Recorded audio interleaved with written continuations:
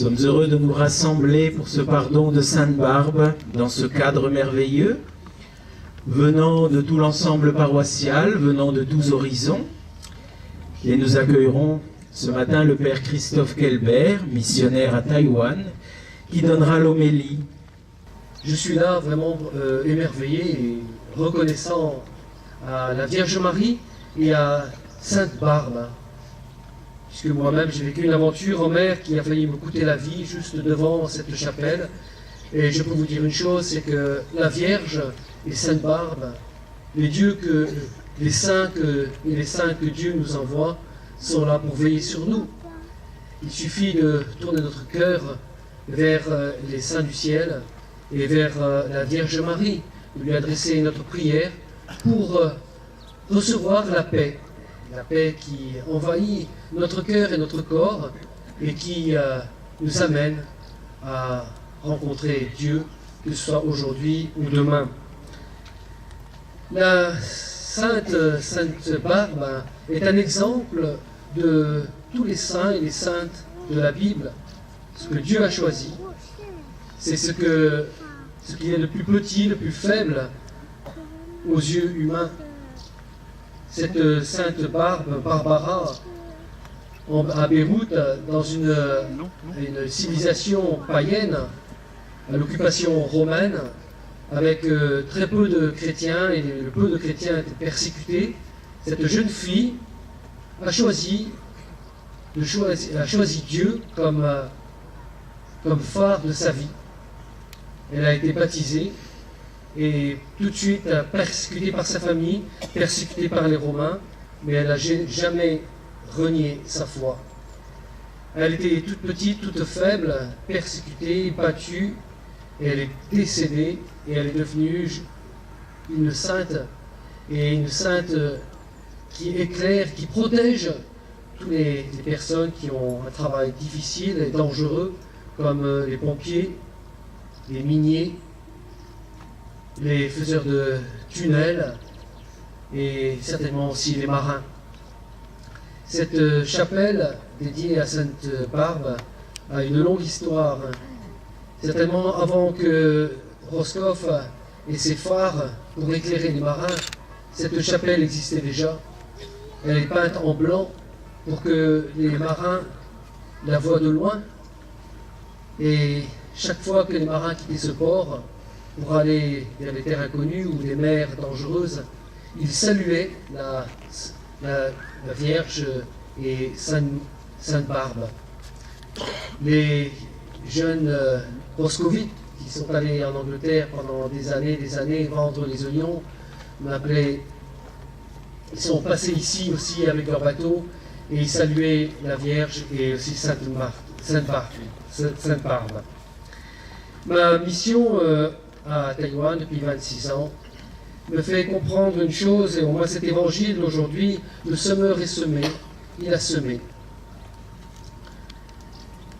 Nous avons, en tant que missionnaires, souvent l'impression que tout dépend de nous, de notre capacité à apprendre les langues étrangères, de nos qualités.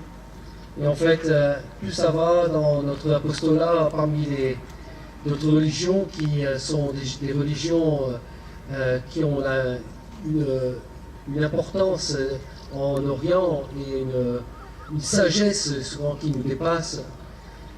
Envoyés en mission, on se rend compte de plus en plus que finalement c'est l'Esprit qui travaille. C'est Dieu qui travaille dans les cœurs. L'Évangile nous dit clairement que le semeur a semé dans la terre. Il y a de l'ivraie qui pousse, il y a aussi du blé, et tout cela pousse ensemble. Et c'est Dieu qui fait pousser. Je me rappelle, quand j'étais encore séminariste, de l'enseignement de mon grand-père qui était agriculteur et qui prenait du temps, lui, à s'asseoir devant son jardin et qui m'apprenait aussi la patience. Il me disait, regarde, j'ai travaillé cette terre et maintenant c'est Dieu qui l'a fait fructifier. Et effectivement, on voyait la terre, les germes pousser et les légumes, les fruits, les fleurs germer. Et il était là à observer, à contempler l'œuvre du Créateur. C'était pour moi une grande leçon dans un monde qui s'agite, où on a l'impression, on se donne l'impression que l'homme est au cœur du monde, qu'il a en son pouvoir finalement même la vie.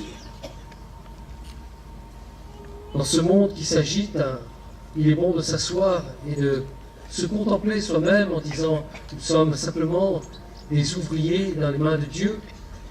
C'est Dieu qui agit et qui a notre vie entre ses mains. On aura beau s'agiter de toutes parts, on aura beau gagner le monde entier, si on perd son âme, que nous reste-t-il ?»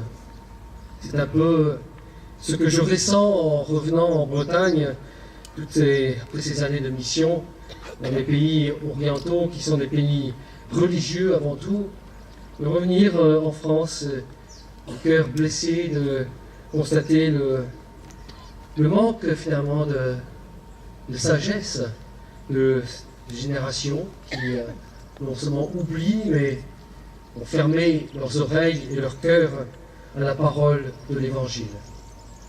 C'est pour moi une souffrance, mais en même temps je me dis, Dieu agit dans les cœurs, Dieu continue à semer dans les cœurs. Et parmi toutes les philosophies, parmi tout ce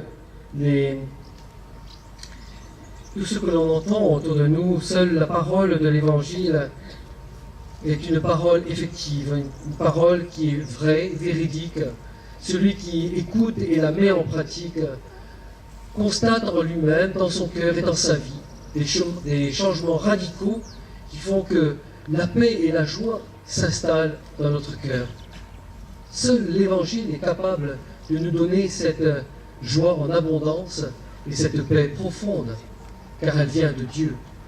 Le seul, après l'accueil de l'Évangile, et après cette graine que Dieu fait pousser en nous et met dans notre cœur, il nous reste simplement le travail, c'est de la mettre en pratique autour de nous, de l'accueillir avec joie et de la mettre en pratique avec joie aussi. C'est ce que je souhaite à tous les moscovites ici et à toutes les personnes qui, d'une manière ou de l'autre, partagent aussi la beauté de la création que Dieu met à notre disposition. Que Dieu vous bénisse et vous donne sa paix profonde et sa joie profonde. Amen.